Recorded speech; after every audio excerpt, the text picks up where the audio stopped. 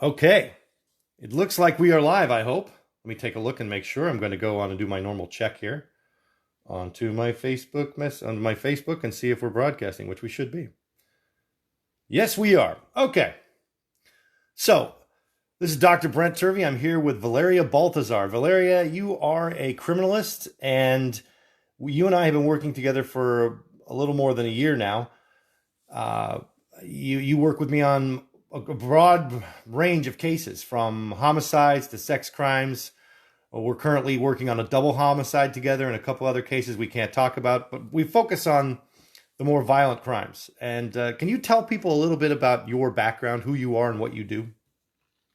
Yes, I'm from Mexico City. I was born there, but when I was 12 years old, I moved to Guanajuato, which right now is Yes. one of the most violent states of my country. We have a very big problem with the violence here in Guanajuato.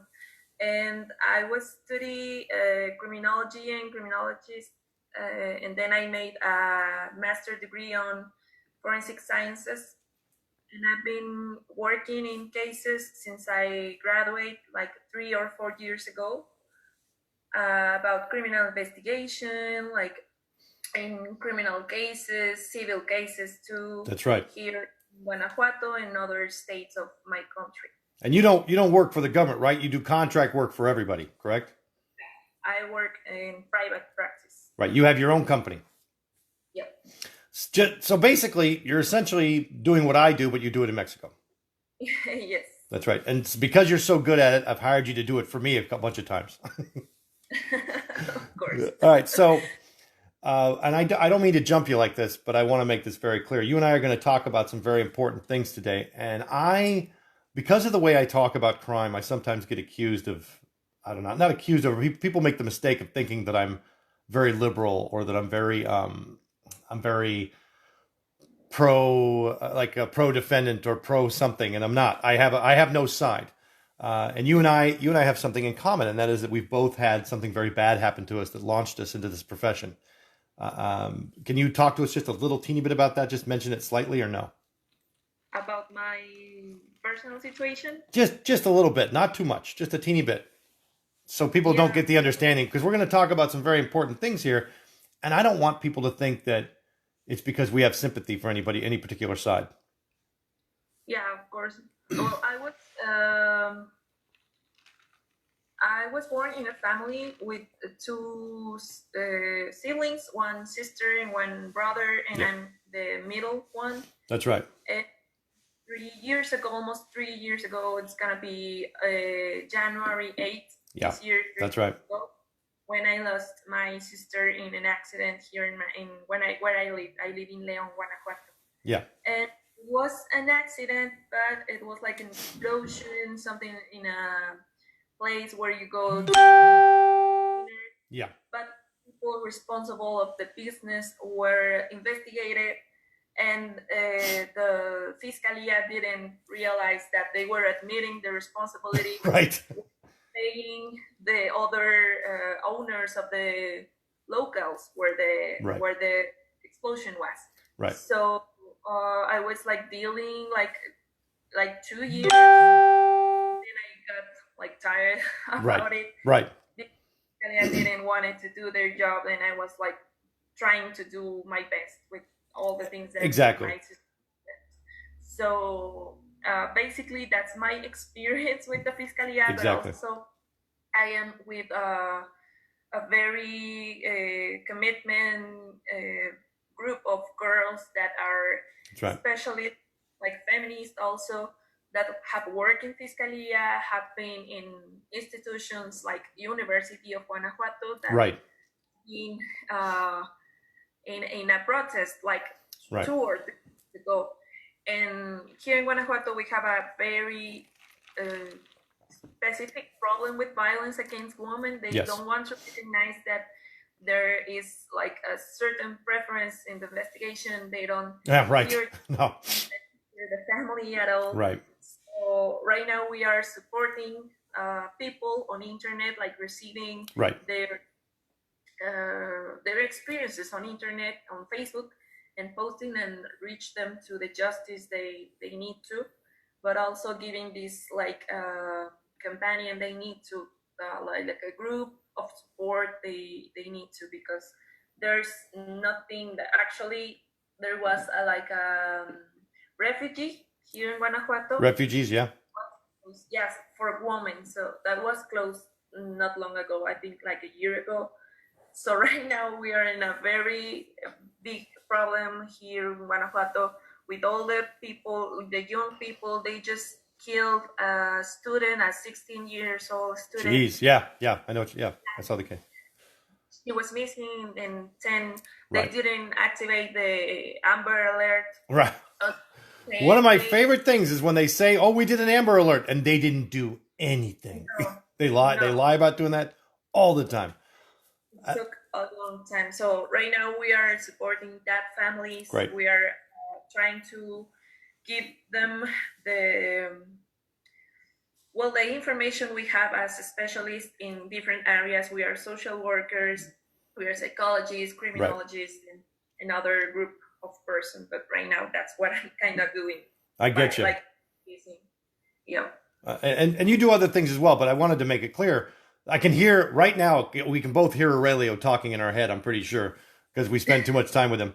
And one of the things that's very frustrating is that as you talk about this subject, people will say, "Oh, that sounds like you're being political. It sounds like a social movement." No.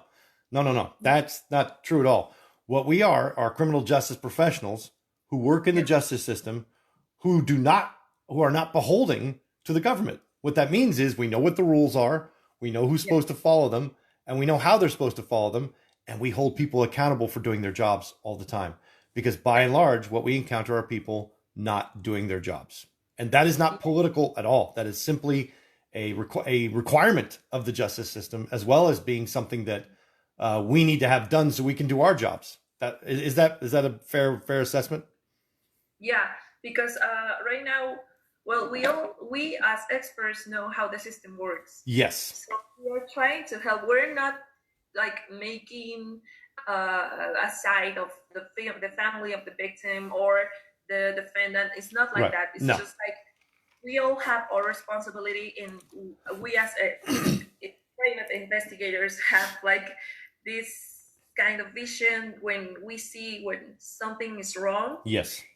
We are also, it's our responsibility to say, "Hey, this is not well done." That's right. We are not respecting the victims' human rights, for example. That's right. When you don't do a proper investigation, you're disrespecting not only the justice system in general and society in general, but the rights of the victim that you're pretending to be caring about in your job. You can't pretend to care and not do your job. You can't. Yeah. Actually, I think we have the things we do is really important. I agree. Like the most important thing. So if we are not sensitive, we don't know how the things must be. I think we should not be here doing this, because it's not a game. There's people suffering every day about this, and we have the responsibility of doing it right. So if we're not doing it right, we have to point of that people who is doing it wrong to stop them and take them out of the system. And the reason why is because typically when someone is not doing their job, it's either because they are too lazy, they are too ignorant, or a third option, more common in your country than mine, is corruption. Right? Yeah. Of course. Always. All right. So let's thank you for introducing yourself, and thanks for letting us know exactly kind of what you do. Can you tell us your educational background so people know very quickly? Yeah, I have a master's degree on forensic sciences. I studied the career of criminology and criminalistics, and I've made a diploma of forensic analysis of violence against child. That's right. And tell me this, when was the first time we met, and do I remember it? That we remember the beginning of this year when we started working in a case, but we met like 4 years ago when I was still studying at my career. That's right. I went to a college in Mexico City, and I saw you there, and I met you there, and Aurelio also met you there. And who else did you meet there? Aurelio. And Paul Ciolino. That's right. Our new president. You met Paul. This was in Mexico City. It was That was the conference where I learned about Pinchy Gringo barbecue. It was, I have pictures of that. You were also at back of my pictures. that's so Having great. some quesadillas. That's right. We ate street quesadillas, right? We ate Yeah. quesadillas on the street. Okay, that's right. All right. So we were working on a case right now. It's a very violent double homicide in back east, and we're doing the reconstruction part. We did that a little bit together, and then we also did the victimology part. But then we also wound up doing something else. I want to talk about that in a second, but the requirement of this case led us into a conversation about criminology that I haven't had with anyone in a long time. And that's why I wanted to record us having this discussion. So first, before we do that, let's talk about the objectives of criminology. I'm going to share this little infographic that we have.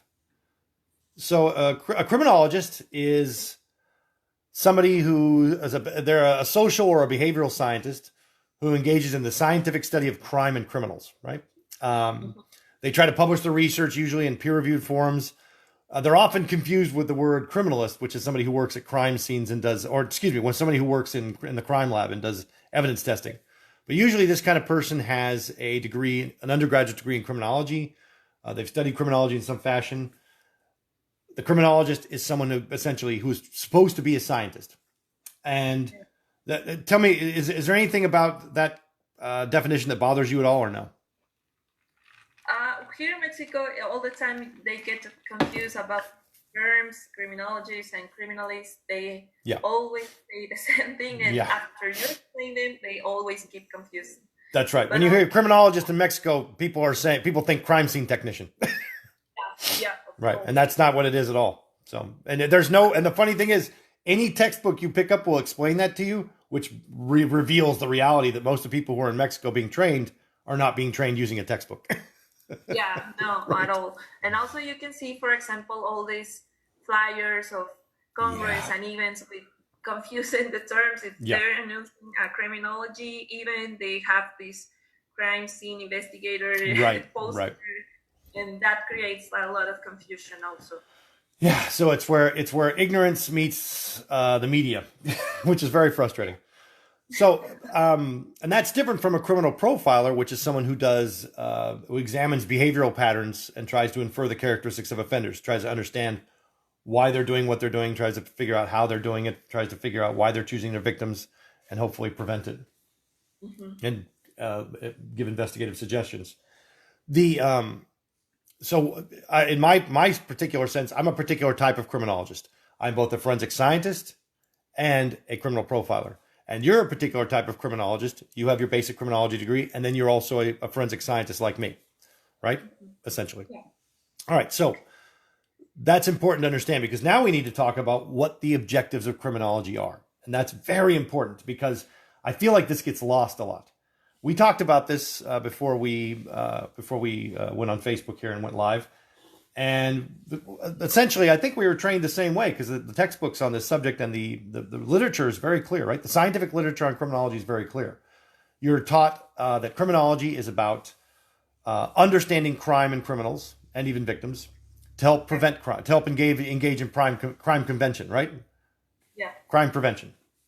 If you understand a crime better, how it happens, the variables that allow it to happen, the variables that lead to it, you can manipulate those variables, change those variables, and you can essentially work to prevent it from happening.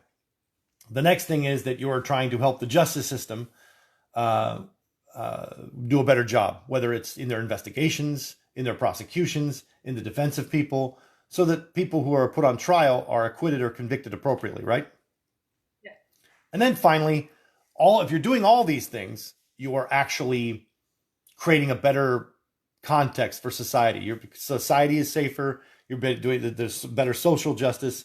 The quality of life is better, and people are less miserable. Is that correct? That's the hope, right? Right. The problem is that most of the people who actually are engaging in criminology-related work at the ground level, they are not interested in these things at all. So one of the things that brings this right to the front is this the Netflix documentary that's just been done on what's his name, O'Toole.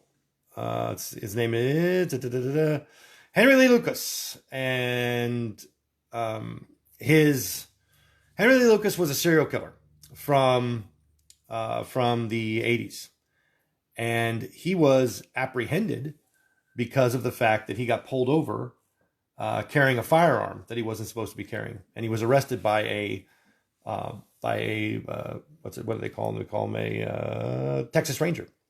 And when he was being interviewed by that Texas Ranger, he confessed to a couple of murders. And what he found was that if he confessed to crimes, they would treat him much better. They would give him food. They would give him drinks. And eventually, when they put him away, they would actually fly him around to different locations, right? So this case was not solved by the particular genius of any particular law enforcement agency. And in fact, what they found out was he confessed to over 100 murders. Okay, and he was very world famous for doing this, but he committed none of them. He was actually only convicted, I believe, of one crime and put away for that. And he got a death sentence for her crime, but then that death sentence got commuted to life. So he's not, even though he's thought to be this serial killer, there's actually no real evidence that he is. Of course. And the reason why this is important is because he manipulated law enforcement. Law enforcement put themselves into a situation where they were eager and happy to fly this guy around because they thought they were solving crime. And it's because they didn't really understand how to investigate real crime. They know how to take statements from offenders and believe them, but they don't know how to question them or doubt them or do the investigation. It took the media, the Dallas Morning News, I believe, was the paper that started doing the investigation and found out that he was lying about everything. Yeah. And this matters because you guys have a similar case right now in Mexico, right? The monster of Ecatep. We had this conversation. Remember him a couple of years ago? We have the same problem where we have a guy who wants people to think he's a serial killer and he's confessing, and police are just believing him. Tell us about that just a little bit. But the homicides keep going. Yeah, that's right. He's in jail, but the murders still keep being committed. That's right. So there is this focus in the justice system and in criminology on murder. And the argument has always been in the United States that, well, we focus on murder because that's the most serious crime, and it's the one where there's the most money available to do the investigation or to do the prosecution. Mm-hmm. And I'm not sure that's entirely true. I mean, I know that it's kind of true, but I think I have a different take on that. Tell me what your take on it is, why we focus on murder. Well, I think it's really important to know how the information is going and how the same Fiscalia keeps publishing this information and sharing this information with the media. They don't even have completed the investigation, and that the next day they are saying we have the person responsible at this crime. Right. And they post their faces on Facebook. Yes, they do. And I think it's just a way, like a tool to do not create, like just think, like people, if they see this situation, everything's under control and they are actually doing their job. It's PR. But it's completely PR. Not that all. Actually, we have to question why are they sharing this information if they haven't completed investigation.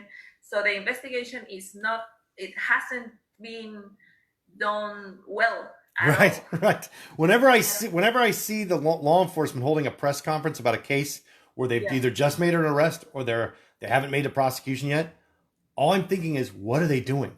Because the only way this is benefiting the case is if maybe more victims come forward from the same crime. Maybe, if that's the case. But if you have a good, solid case against somebody who has committed a crime, you don't want to ruin that by going to the public and telling everybody everything. What you're trying to do usually is you're trying to make it appear like you've done something when you haven't, or trying to taint the jury. That's why very often judge will put a gag order on a case. They're trying to taint the jury pool. They'll go to the press. They'll talk to the public. And what they're really doing is talking to prospective jurors, saying, look, this is a guilty person. Look, we did our investigation. It's like a Jedi mind trick. Of course he's guilty. We arrested him. Of course we have evidence. He's under arrest. And can't you see he's guilty? Just look at him. And that's not quite an ethical way to conduct a case, because the reality is if they've done their investigation, if they've done their due diligence, they're going to have that moment when there's a conviction. But the problem is, I think that what they're trying to say when they do that is, we might not get a conviction unless we publicly put all this stuff out there, or it's more about taking credit for the resolution and making people think it's all over, so that they will politically ignore them. They will politically, they will now don't have to pay attention, and that's a big manipulation in my view. Yeah, actually, here where I live, we just have a femicide of a 23 years old student of University of Guanajuato. Yeah. And the students, the students were protesting and couldn't or didn't allow the institution to have activities in 6 days. But they were outside of the institution, like making this protest about the femicide. The Fiscalia had like a suspect arrested and everything. They made a press conference in 4 days after the femicide. 4 days after the femicide. 4 days, yeah. They were saying, this is the person responsible of it. We have it all like done. We follow the protocol, so we have to that. Right. In 4 days. So I was like, is this about the protest at the university? Or what? Right. I think we all know. I think we know the answer to that. And that's the problem. It's very political. Homicide gets the attention of the public, and that puts pressure on the government and law enforcement to have a resolution. And when they can get a quick, easy arrest and make it appear as though they've done something, they will do it. And that is unfortunate. Yeah. Because they're not and that's a problem. If you're having all these press conferences and you're not producing real results and don't have a real case, that just tanks the ability to do a successful prosecution. I believe this, in my experience. I've been doing this more than 20 years now. My experience is that we focus on homicide precisely because the public has an appetite for that type of crime. They want to hear about it, and they want to hear about the resolution. They like to hear about those kinds of cases, and they like to hear the police are doing their job. It satisfies two myths two narratives that they have in their head. One is that the world is an evil, dangerous place, and two is that there are these super cops out there trying to protect them. Right? These are two very big myths that this notion promotes. But it's better than that, because you and I work cases of sexual assault all the time, serial rape, serial homicide, but also individual sexual assaults, individual allegations of crimes. And those cases can be just as horrific interpersonally, but they have a living victim who's still alive. And it's very hard for someone in the criminal justice community who's working on that kind of case to take that case public and talk about it publicly, because you have a living victim who is also talking, who also may be talking, and so you can't be you might be contradicted by them, but also there's information you're not allowed to share. So what I'm trying to get at is my experience is that people like homicide cases because they can go public with them and talk about them because there's no living victim to trip them up. Talk to me a little bit about that. With their own things, they're too busy to fight against what Fiscalia is saying publicly. That's right. The family is devastated in a homicide case.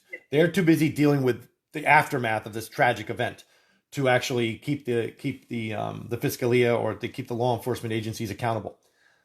But in a sexual assault case or something like that, or an abduction or even a domestic violence case, you have these victims constantly trying to get a hold of police, trying to get them to do their job, and they just ignore them. They literally will just not call them back. And they'll use the excuse of, we got more important cases. No, you fucking don't. No, you don't. You don't have more important cases. You got a real living victim here whose death you can prevent and whose harm you can actually resolve, as opposed to someone who's already dead. They're not going anywhere. We're working on that one. You can work on that one too. But this is an actual victim who can still suffer more harm and loss. And that's talk to me a bit about that. That's my personal frustration that I have with this lopsided way of viewing crime. They don't pay attention. They don't care about the living victims at all. They always like this. We call it like when you turn a victim again, because as a criminal justice. Re-victimization. Yeah, of course. We see that all the time. They lose papers at the victims. They lose my God. with the proofs, for example. Losing the rape kit, they collect a rape kit and then they don't test it for years, or they do an interview and nobody knows about it. Nobody talks to anybody. They don't share it. The families has evidence that they can give to the police, but they don't know how to do it. So, and the police never ask them for it. So the family's sitting on all this evidence that they never give up. Right? Yeah. And right now here in Mexico, we're dealing with the gender perspective That's right. It is not at all at the criminal investigation. So the investigators keep asking the victims what they were wearing when happened, and if they were drinking, or if they were alone, or where they were going, why they were late at night, all that stuff. They face all these questions all the time. Well, and it's not that. I will be very clear here. I want to make this very clear for the real investigators out there. These questions and about 1,000 other ones have some value to them. But when you are only focused on asking those questions to create a context of victim blame and responsibility, that's a problem. It's not the questions themselves. I mean, for example, you need to know whether or not the victim was wearing underwear. Because why? You need to know if you need to be looking for underwear that might have evidence in it, right? Yeah. That's a legitimate reason. If you want to know what kind of underwear because you just want to see them, or you want to see if they're wearing underwear that might be suggestive or provocative, that's inappropriate. because because it really has nothing to do with the case. So it's not the questions that's being asked, it's how it's being asked and the reason behind it. And usually it's a very ignorant or very misogynistic, very machismo reason. They keep saying also when families go and say, hey, my person is missing, I don't know where is he or she. Yeah. And they keep saying, please wait 72 hours. Oh my God. You're not even, wait 72. That's not a thing. You're supposed to, that's an old school idea. You're supposed to jump on those cases immediately. The problem is that too many missing persons units and even other kinds of units that are not related to homicide, that's where people get put, investigators get put who are being punished. If they're not good enough to work, because homicide is considered to be the top level. And if you're not good enough to work homicide, then they put you in other places. Or if you screw up a bunch of cases, they'll put you in missing persons. They'll put you in a lesser unit that has less resources and less authority, basically, because they don't have confidence in your ability. So what you're getting in those units are people who either don't have the right training or don't have the respect of their peers. And they know it. So they're just, they basically spend their days not returning phone calls. And that's really frustrating. Or never leaving their office to go talk to people because they make a decision based on these questions that are very subjective that the person either one is not really in any danger, or two is the kind of person who deserves to be missing because of either poverty, because of the way they live their life, because maybe they have some addiction, or because maybe they think they're young and they're with a boyfriend or something. They'll find any excuse they can to not work their case. And that's the problem that I have. They're always talking themselves out of working their cases instead of finding out what the truth is. Yeah. Yeah, when you check on the way they were working, you see that they're not making the right interviews. They're not following the protocols. They're being like these personal influences about the victims and about their families. That's right. That keep out of mind the gender, the dimension, the structural dimension, the politics, the That's institution. Right. Well, violence also. Oh my God, yeah. Well, let me give an example from a case that you and I are working on right now. There's a case of a young lady, a 14-year-old girl who was abducted, raped, and murdered in a northern state in Mexico. And their family, and this brings to sharp relief why we're talking about this, because her family is her mother's a U.S. citizen, and they have dual citizenship. They live in both places, Mexico in the north and in southern United States in Arizona. That is a very common dimension to have. It is very common for people to have dual citizenship in the United States and Mexico. So that's the first thing to understand right away. And somebody who's an American citizen, they can have dual citizenship, happens all the time. So you have this relationship between the United States and Mexico where there's a lot of people who have dual citizenship. And it makes me very frustrated when people start speaking in terms of us or them or different sides of the border. That border only exists in the minds of racist people, in my mind. All right, so that's first. Second thing is, When this girl went missing, they made her wait a little bit, and they claimed they put out an Amber Alert. They didn't. That never happened. And then, more importantly, the mother tried to get information from the police and from the Attorney General's office about what was going on with the crime, and they wouldn't tell her anything. Oh, you don't want to remember your daughter like this. It was very condescending the way they were treating her. You don't want to remember her like this. You don't want to do this. You don't want to do that. What you really need to do is just stay at home and let us do our job, and we'll take care of things. Very much like, oh, princesa, reina, just very, very condescending, right? Yeah. So she has a biological father who comes in, and the biological father has never had anything to do with her life. He has no rights whatsoever. He comes in, and the police give him everything. They talk to him, and they give him all the information. They give him all the files. They give him everything he wants. And the mother, who's working on the case and trying to understand what's going on, and actually the daughter lived with her and has all the information about all the suspects, they won't talk to her at all. but the father, and that's a very direct example of machismo and structural institutional violence against the victim's family, because their preconceived ideas about who should be in charge and who should be getting information dictate whether and how the cases work and whether or not information passes to the family members.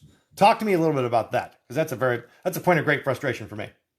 I think Mexican authorities is like women, like this specific case. I think they were thinking about the mom, like, again, these mothers. Right. Oh God, one more, not again, right? The daughter, when he got away, she got away with the boyfriend, for example, and they were saying by the mom who was needed to be investigated, right? And they didn't like the idea of anyone else saying to them how to do the investigation. Right. The father's not going to tell them anything, but he's just going to agree along. But the mom is going to question them and doubt them and hold them accountable, so they don't want to deal with her at all. This reminds me of Campo Algo de Nero, does it not? It's exactamente. Campo Algo de Nero is a very similar case where you had 3 young girls who were murdered, and the police, instead of investigating the crimes, because they didn't know how to do it, they were too ignorant, they investigated the victims' families and started harassing and arresting them for speaking out in the press against the police. And that's the dangers. It's why I love having a free press, because a free press will hold law enforcement and the authorities accountable, make them do their job. That's sometimes the only way to get it done. And let's before we get too far ahead of ourselves even further, I want to just talk about what we've been doing, because it's one of the most fascinating things that I've seen. One of the most fascinating developments, I think, in my approach to crime in a long time, because of the fact that the femicide protocols that you and I use are required to be used in Mexico. We are constantly teaching people how to use the ecological model of victimology to understand crime victims. Can you talk to us just very quickly about that while I pull up a graphic? Yeah. Well, the ecological model is a way to do investigation, like considering all the different dimensions the victims were in. Yep. And like a deep way to investigate it.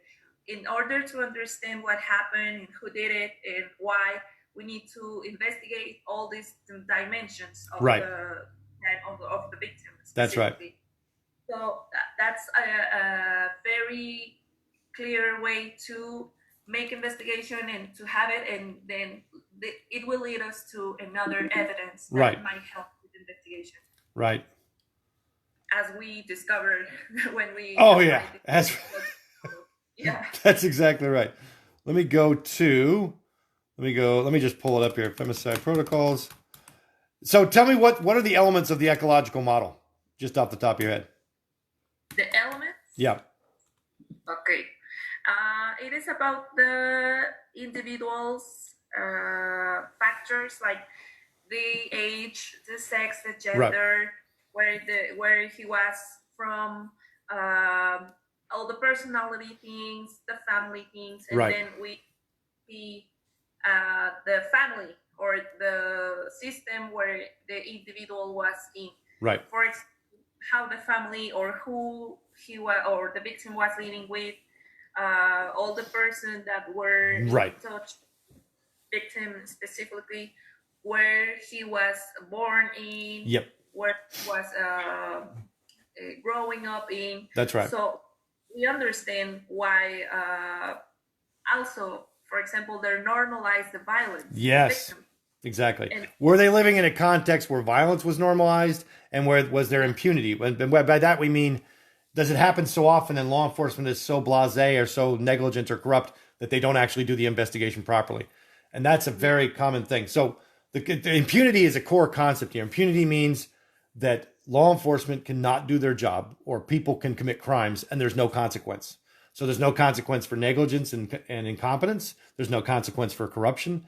And there's also no consequence. And because that's true, there's no consequence for the offender because the cases aren't really being investigated.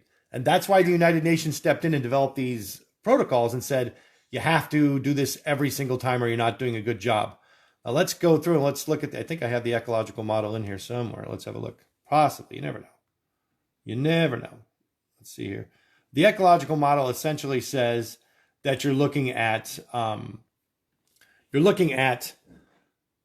the person, their individual characteristics and traits, their relationships with their family, the nature of their relationship with their community, and then the nature of their relationship with society, right?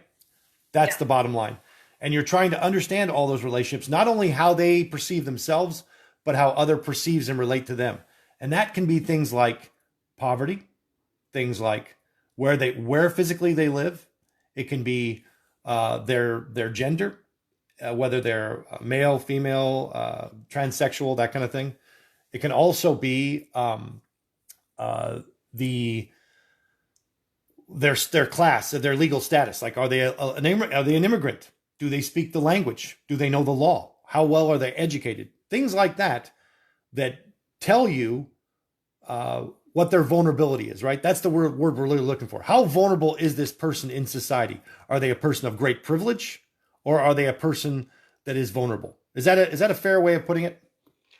yeah, actually, I think that also it includes like the risk they were all these lives. When you see the ecological model in the story of life of every person, Yeah. you can see that the violence was since the beginning, and how the family and how the partners, for example, and the institutions are responsible of that. And it was escalating. It was also like this violence, what that we call is like structural violence. Yep. It on the roots of every place where the victim was. Right. It's everywhere. It's something that it just builds and builds and builds and builds. So let me pull up, I think I have it right here. I'm going to pull up the actual femicide protocols, United Nations. And they have a really great, here we go, right here. This is the ecological model.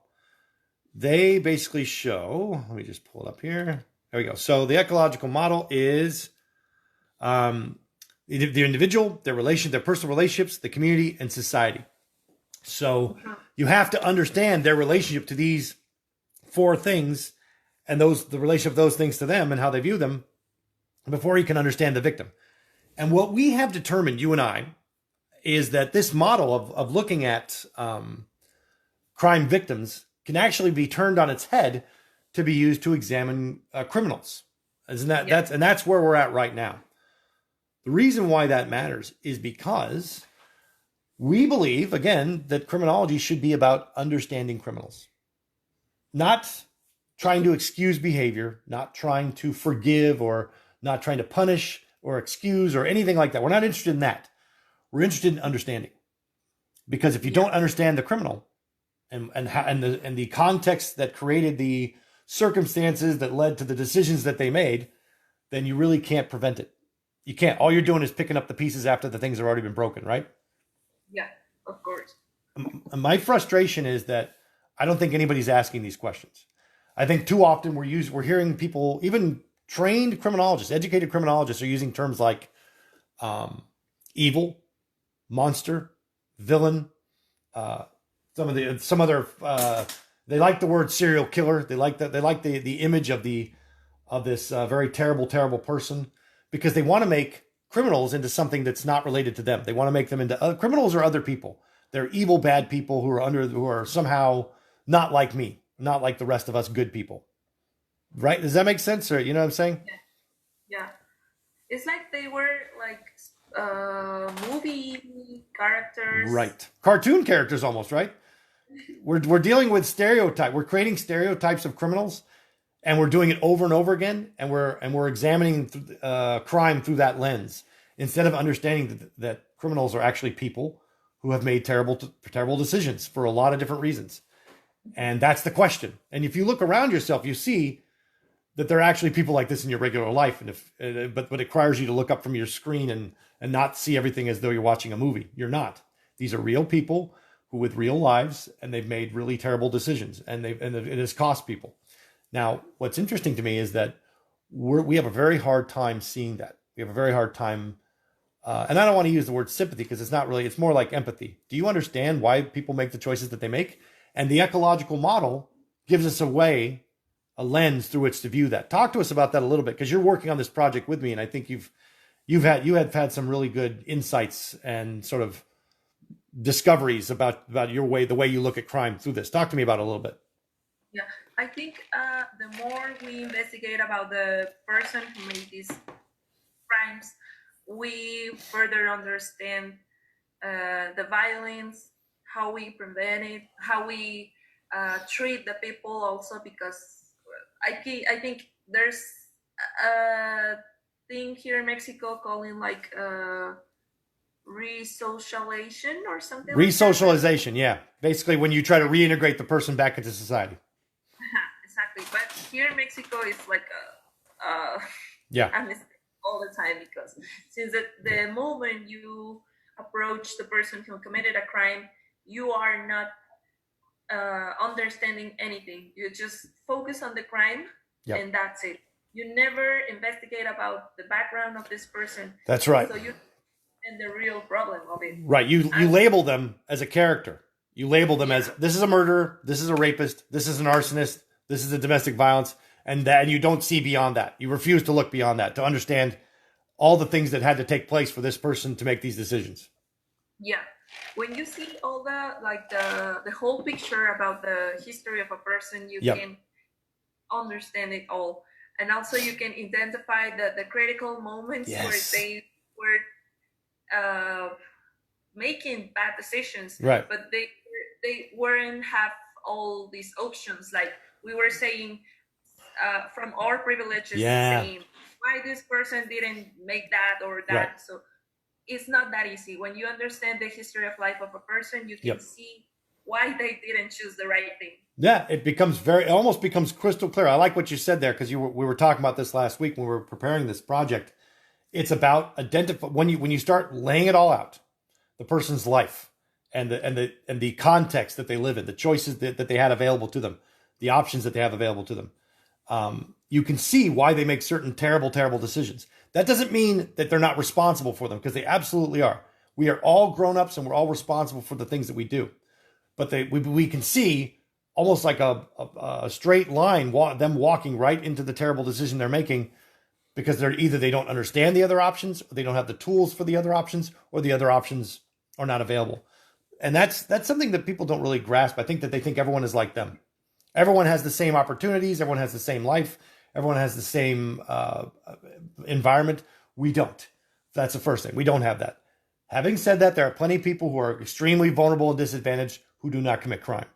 So we have to understand what are the variables that make a particular person commit violent crime because they think that's their only option.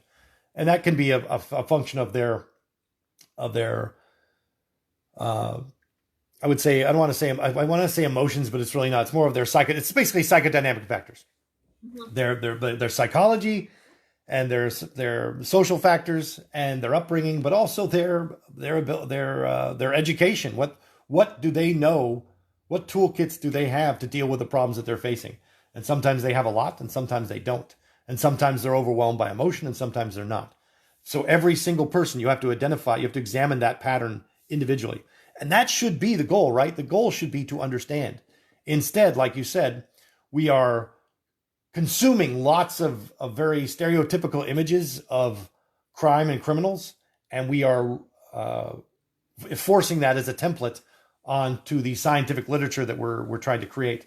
And I think we have to step outside of that. I've been guilty of it myself on a number of occasions, but I'm trying to get better about it, about trying to not be sympathetic, because I'm not interested in treatment. I'm not interested in helping people. I'm a terrible person. I'm interested in trying to stop the violence, because there's so much violence. I'm interested in, there's so many terrible things going on. What we're doing, the nothing that we're doing is not working. So if we understand victims really well and we understand criminals really well, I feel like we have a better shot at making policies and making decisions that will help prevent it. Talk to me about that just a little bit. What do you think? Yeah, well, I think that most of my career was focused on prevention, Yeah. but we didn't understand at all No. why or how, because Right. we weren't investigating the full details of the people involved in a crime. That's right. So we were only focused on the person who committed this crime, but we never saw victimology, for example. Right. We only have 6 months of victimology in Right. my career. And I started learning when I was dealing with these problems and I was starting to searching on it. Right. But actually, you can see, for example, I was doing my thesis investigation Yeah. about women in jails. So when you Yeah. interview them, Tell me about that. it's really interesting to see how the violence was there all the time, but against them. Yes. And then when they reached out to try to defend themselves or to try to fight back, that's when they get hit. They get hit with a criminal charge. Yeah, exactly. So they're either, and that's a really interesting thing. When you have a society like that where you have this impunity going on, you'll have those people who are vulnerable will wind up getting accused of crimes. They'll wind up committing crimes, and they'll also wind up using substances to try to escape from their life because they're miserable. So all these things, all these variables combine to make things worse. So the more vulnerable a population is, the more likely they are to go into to either become victims of crime or to become criminals themselves, to commit crime themselves, either out of pure survival or out of anger. And so that's one of the most interesting things. If you really want to understand criminal behavior and victimology at the same time and how it sort of integrates together, spend some time with a female offender, someone who's had to kill a boyfriend, someone who's killed a husband. I worked a case in Ohio. It was Ohio versus Paula Reiser, and she was in her 60s, I believe, and her husband was in his 60s, and they lived in a rural community on the border, southern border of Ohio, on the Ohio River, and she shot her husband to death. And the reason why, she claimed, is because he sexually abused her. He beat her up. He was highly abusive. He treated her badly and made her do sexual things she didn't want. And he'd been doing it for a few years. This was her second marriage. And so she thought he was a nice guy. And when they got together, he was very violent and sexually aggressive, and she didn't like it. So eventually she killed him. And the prosecutor's argument was that he was shot to death sleeping in his chair. And they brought in Tom Bevel, who's a forensic scientist, crime reconstructionist cop, who does bloodstain pattern analysis. And he said, "Oh, I can see the bloodstains, and here's how it works." And he was sitting in his chair with his eyes closed. And what I was able to demonstrate with the reconstruction was he was actually on top of her, and she was on her back when she fired the gun. And it was because I did he looked at the bloodstains. I did the trajectory analysis. I went to the scene. I actually got I examined the pillow where the bullet was found. I examined the blood stain. I looked at his report, and I found out his report, he had the blood stains, but he had interpreted them upside down. And he didn't know they were upside down. It got pointed out to him in court. He was like, oh shit.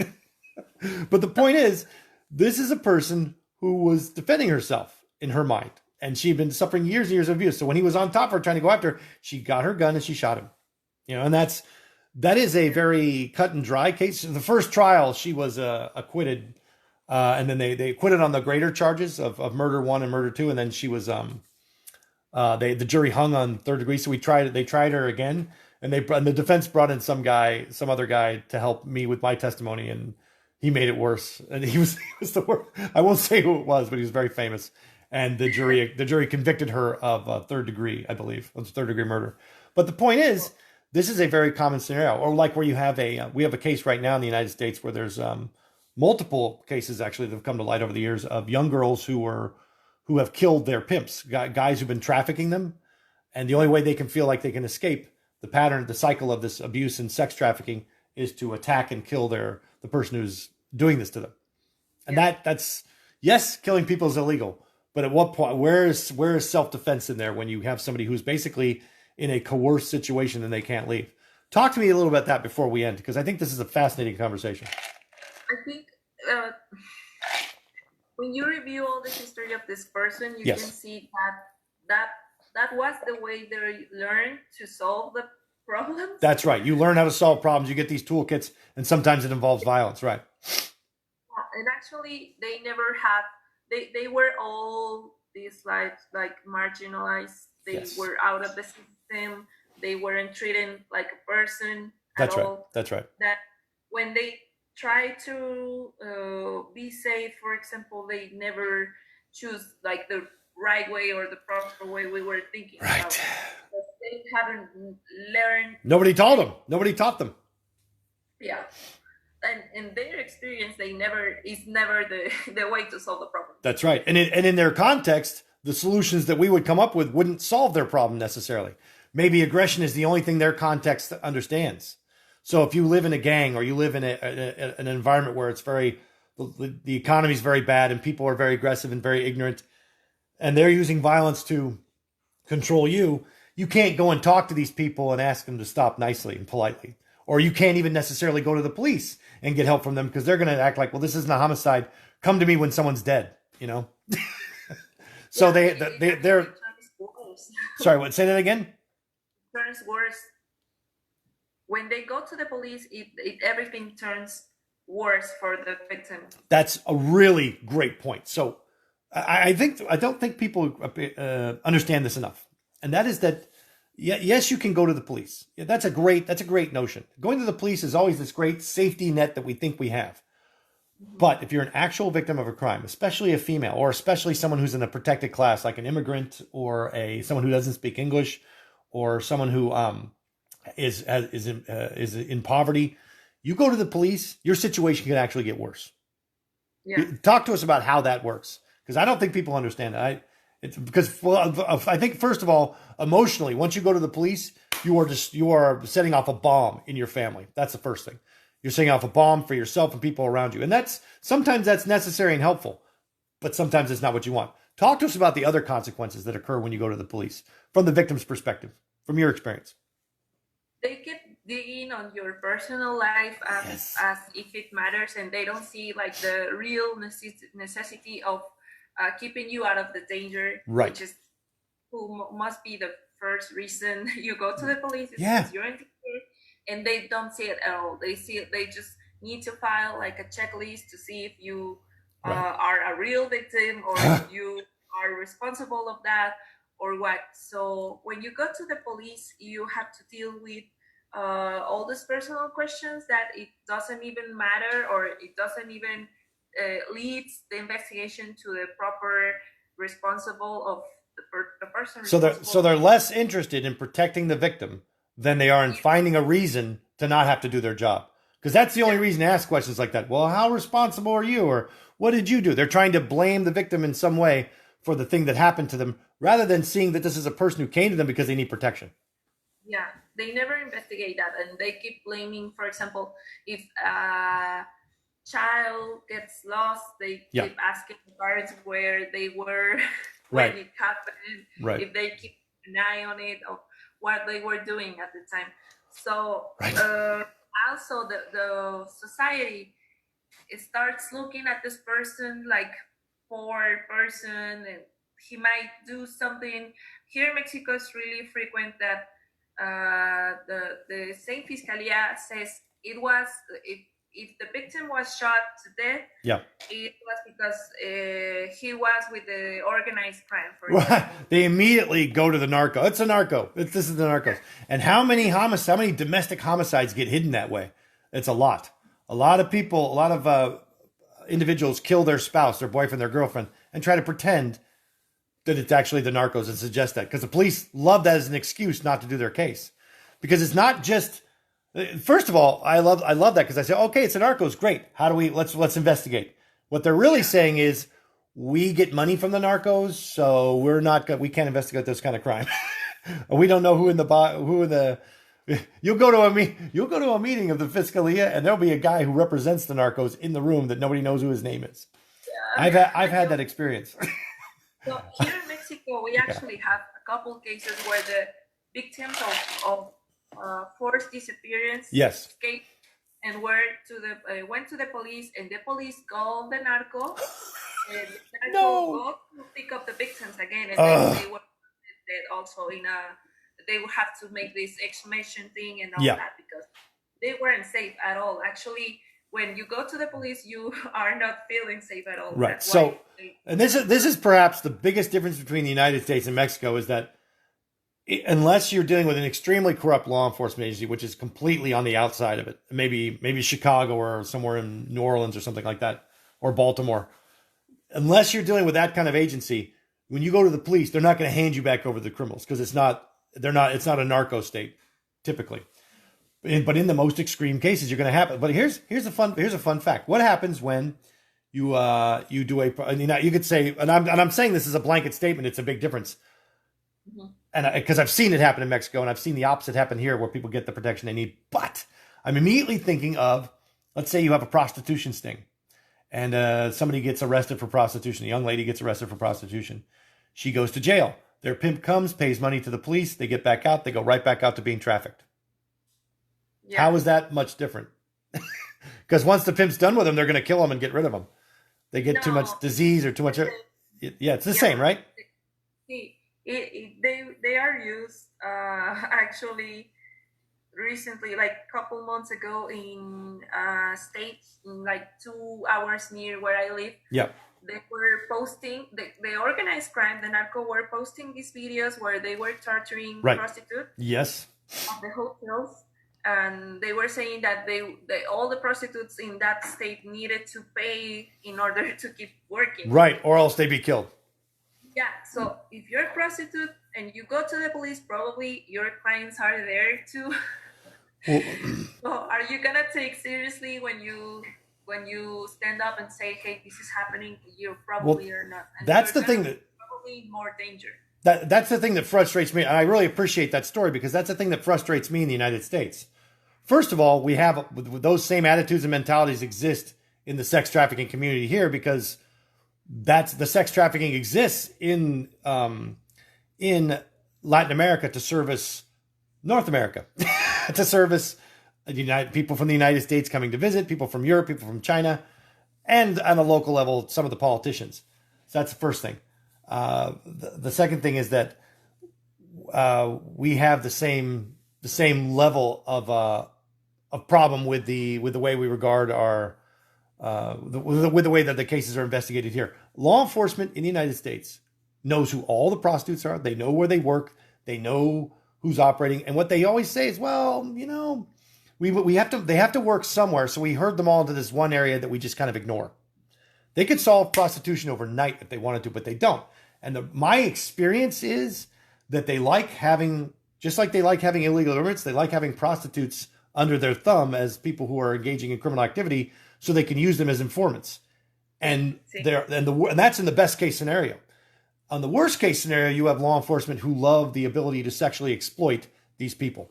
And that is an extreme level in Mexico. And in the United States, you get officers who are busted every week because they are using prostitutes. They are soliciting prostitution.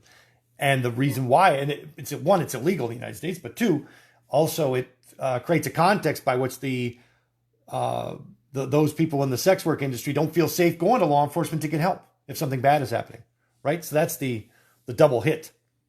It's very frustrating.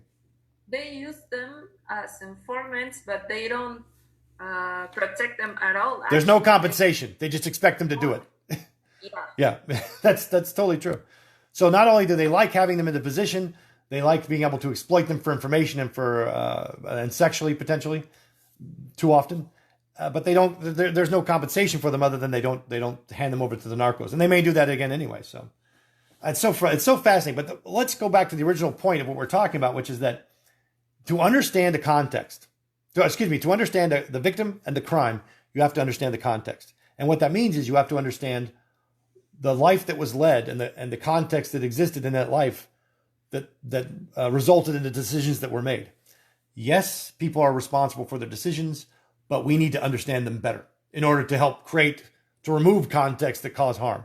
Because that's the whole thing, right? We can't fix everything, but we can help to remove the contexts that cause the most harm. That's been my goal. I hope I've tried. What do you think? Yes, we have to start doing these investigations, but for both, for the criminals and for the victims, because the most we know about them in this specific way of investigation, we are able to do proposals, for example, to improve the criminal investigation, to improve the interviews, to have this gender perspective at the moment of the sentences, for example. And it's important to do that. Yeah, and I want to go back to what you said before, and that is that if you do your examinations properly and you collect the right amount of the information properly, you will be able to identify those events, those critical moments where someone made a bad decision with the wrong information, but they felt like they were compelled to do it. Like they felt the circumstances compelled them to do it, and they didn't have any other tools, and their whole context was a pressure cooker pushing down on them to make this decision. And once you start examining your cases that way, you can see those critical moments very clearly. And the ecological model is really useful for doing that, not only in victims, but in criminals as well. Yeah. All right. I agree. It's really fascinating. I appreciate you taking an hour to talk with me, especially given that it's Christmas Eve. I apologize for using up your time, but I've been wanting to have this conversation for a while. And since we're going to be doing this work even further, we're going to be doing this more on other cases. It's good to talk about it and get it out there. And plus, I want other people to hear us talking about it and give us feedback. I want other people to tell us what they think about applying the ecological model to criminals. All right? Mm-hmm. Any closing thoughts before we enjoy the rest of our day? Let me check. Okay, just pointing that the responsibility as we as society have sharing this social media thing about victims, the defendants, for example, all the people, all the family also involved in these crimes. We are not, if we stop sharing this information because it's not even ethical, I think we are going to see a difference, because also on the labor we're doing, like investigators, like all the time trying to force our colleagues to do the right thing. We are going to see a change, hopefully. Right. So stop rewarding shitty behavior on the part of our colleagues. One, stop worshiping them for doing things they shouldn't be doing. And two, point out to our colleagues when they're doing stuff they shouldn't be doing. Yeah. And to do that, you have to have confidence in knowing what the ethical thing is.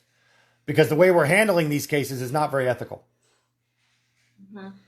Yes, we need to stop pretending that it's not that wrong what they're doing. Right. Yeah, we need to stop pretending that impunity is okay and that apathy is okay. Everybody, you get hired to do a job, you need to fucking do it. You need to do your job, and you need to do it competently. That's your obligation, that's your responsibility. And your job is not to find ways to avoid doing your job. Your job is not to find ways to go home at 5 o'clock. Your job is not to start blaming people to make it more convenient for you, right? Yeah, just find another job if you don't like it. That's it. I can't. I think you've heard me say that a number of times in lectures. If you think this is too much work and you don't like it, you shouldn't be in this profession. You're hurting the justice system. Please leave immediately. Yeah, I agree. Totally.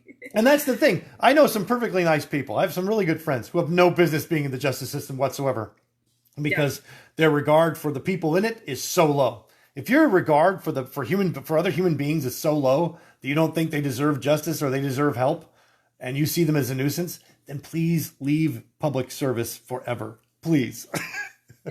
Please, we don't need more of that. No, we don't. We have enough. We have enough.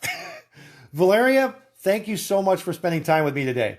I want you to go enjoy your holidays, and I'm going to try to do the same. And we'll be talking. I think we'll be talking again this weekend about the case. So we'll talk again. All right. Okay, yes, no problem. Thanks so much, Valeria. Have a good day. Good day too. Bye bye. Bye.